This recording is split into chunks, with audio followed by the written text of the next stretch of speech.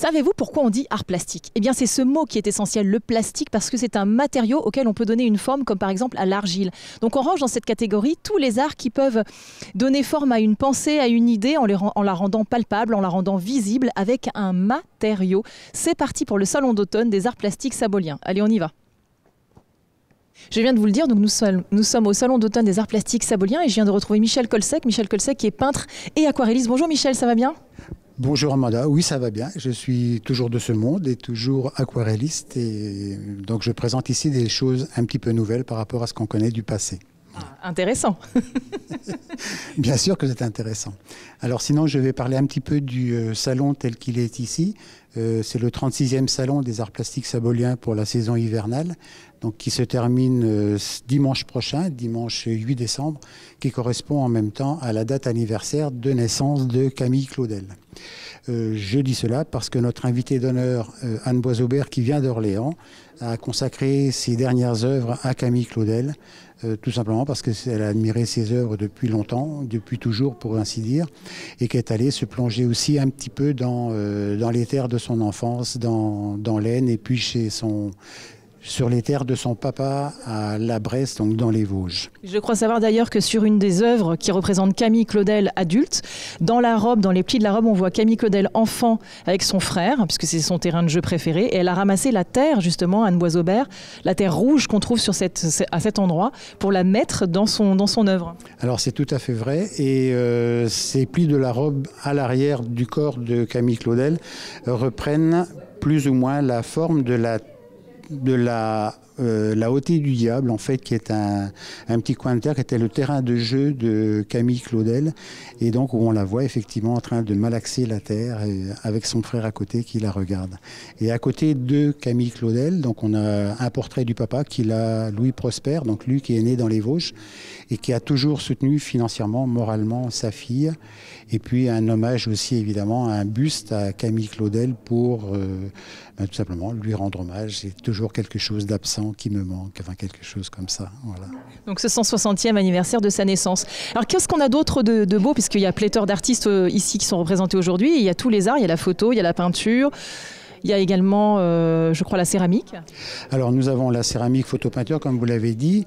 Alors dans les particularités qui m'ont marqué moi, donc il y a la découverte de l'art singulier. C'est la première fois que nous recevons un artiste qui a élu récemment domicile à Sablé-sur-Sarthe.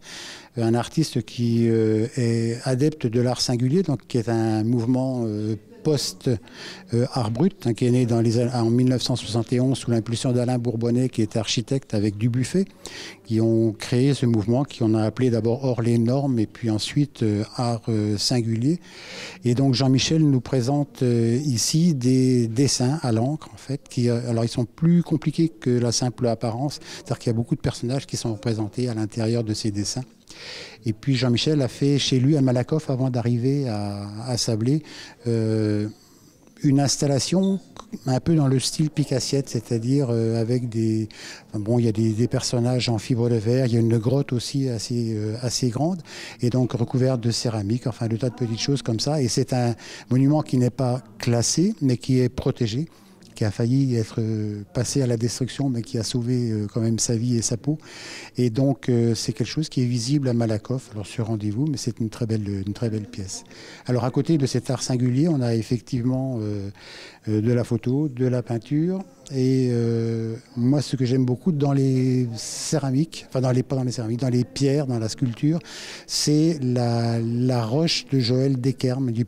C'est la taille directe, en fait, et c'est très léger, très aérien. C'est un mélange de Escher, j'ai envie de dire, l'architecte suisse, et puis ça me fait penser aussi un peu à Vasarely, enfin des choses qui s'imbriquent, qui sont légères, qui s'envolent, où la pierre a vraiment une autre allure que simplement un bloc taillé, tout en légèreté, tout en ligne, courbe, droite, enfin, etc. Et donc les perspectives en fonction de là où on se trouve changent. Tout à fait, et c'est quelque chose de très intéressant. Alors à côté, nous avons donc la gravure, donc, qui est illustrée par Nathalie Olga de Montalembert, qui présente ici en fait un ouvrage consacré à son œuvre, à 54 ans de son œuvre gravée, donc sur plaque de cuivre, beaucoup de burin, essentiellement du burin pour elle. Donc on a des gravures qui sont présentes en carton, et puis la dédicace de son livre qui est tout à fait accessible d'ailleurs pour tout le monde, et qui regroupe vraiment tout son œuvre. Donc ça, c'est intéressant. Et alors la particularité aussi, c'est qu'ici, il n'y a pas seulement les gravures de Nathalie de Montalembert, il y a également les œuvres de son graveur, de son imprimeur. Donc Patrick Zanguignan, qui est dans la région parisienne, qui a un atelier d'impression-gravure, d'impression eau forte. Et lui, il fait du monotype. Alors c'est un système d'impression sans gravure. Alors ça peut être un système d'ancrage, c'est des encres tout à fait traditionnelles de gravure, enfin, etc., qu'on peut appliquer sur cuivre, sur verre, sur tout support qui peut supporter une presse, et donc ça donne des exemplaires uniques, d'où le nom monotype. Alors, très bien. Eh bien, écoutez, on va peut-être aller à la rencontre d'autres artistes qui vont nous expliquer un petit peu leur travail. On va plonger dans tout ça. Allez, on y va. Michel nous a parlé d'Edith Hérault. Edith Hérault, donc, qui est céramiste. Bonjour Edith, vous allez bien? Bonjour, oui, très bien, merci. Alors, vous présentez ici 2 œuvres, un tableau et puis une sculpture. Oui. Alors, expliquez-nous un petit peu votre façon de travailler. Alors, j'aime travailler la terre. Je travaille la terre avec des petits feuilletés de terre, donnant l'impression de feuilletés, d'herbes, de choses qui se cassent et qui se déforment. J'aime bien. Donc là, le tableau, c'est un racu traditionnel, donc avec du rouge et des petits feuilletés. Je l'appelle amande rouge. Voilà. Quant à la pièce du dessous, c'est une pièce tournée, un peu déformée une fois que je l'ai tournée. Je la prépare avec mon feuilleté de terre et puis je la bats pour lui donner des formes différentes. Et c'est un raku nu. Alors, quelle est la différence entre un raku nu et un raku traditionnel? Alors, la cuisson est exactement la même. C'est le travail de la terre qui n'est pas la même. C'est-à-dire que je fais la pièce comme un raku traditionnel. Mais avant de faire la première cuisson, je lisse la pierre parfaitement avec mes doigts, avec un galet. Et je finis avec une peau de chamois pour qu'elle soit parfaitement lisse. Et puis, toute la partie où je pourrais mettre de l'émail. Et à ce moment-là, je fais une cuisson, première cuisson à 900 degrés. Ensuite, je mets une engobe et sur l'engobe, je mets un émail de base. Je cuis la pièce comme un raku traditionnel dans un four à gaz. Je sors la pièce à 950 degrés. Je la mets dans les copeaux de bois. Pareil que pour un raku. Je la sors des copeaux de bois au bout de 3/4 d'heure. Et à ce moment-là, je pulvérise de l'eau sur la pièce. Et l'émail va se décoller puisque je lui ai mis quelque chose de protection en dessous. L'émail ne va plus coller. Et la pièce que vous voyez est une pièce qui n'est plus émaillée. L'émail est retiré et c'est pour ça qu'on appelle ça du raku nu. Écoutez, merci pour toutes ces informations. C'est fabuleux et en plus, le résultat est merveilleux. Merci. Merci. La relève est là avec Élodie de Forest-Ragdam. Bonjour Élodie, ça va bien? Oui, ça va bien et vous? Très bien, parfaitement, on est ravis d'être là. Alors Élodie, je suis interpellée par vos œuvres parce qu'on dirait de la photo et pourtant ça n'en est pas. C'est de longues heures d'arrachage de cheveux, bon ça va, j'ai un peu de marge, il m'en reste beaucoup. Mais ouais, ça par exemple, pour un seul, c'est 1 mois de travail. Alors comment vous obtenez ce résultat? Parce qu'on a l'impression presque qu'il y a de la laque, c'est très étonnant. Alors la laque, en fait, c'est un verre anti-reflet qui donne cet aspect-là. Donc j'ai pas trop le choix que de mettre du verre, parce que sinon les gens, s'y mettent les doigts ou si même ils passent un peu près, ça risque de tacher. Donc alors c'est quoi comme technique? C'est du pain pastel sur de la poudre de graphite. Et après les petits détails, je fais ça avec de la pierre noire, pour tout ce qui est vraiment plus fin, et tout ce qui est clair va être gommé. C'est juste de la gomme, vraiment les petits détails, là c'est avec un crayon gomme. Très bien. Et alors c'est un autoportrait, j'ai l'impression? Les deux en fait. Bon, la fille qui lit c'est un peu moins évident parce que c'est plus loin. Mais en fait ça parle d'une histoire personnelle, c'est une allégorie de l'angoisse, les deux. Donc comme je suis quelqu'un de très anxieux et angoissé, voilà, ça parle littéralement de moi. Donc finalement votre art c'est un exutoire. Exactement. C'est moins cher que le psy, enfin ça dépend. Le matériel est un peu cher quand même. Bon écoutez, super. En tout cas, le résultat est magnifique. Merci, c'est gentil. Alors Michel nous a parlé d'œuvres qui sont une véritable ode à la femme, ici qui sont en résonance, il y en a 2. Et c'est Eve Kim. Bonjour Eve, vous allez bien?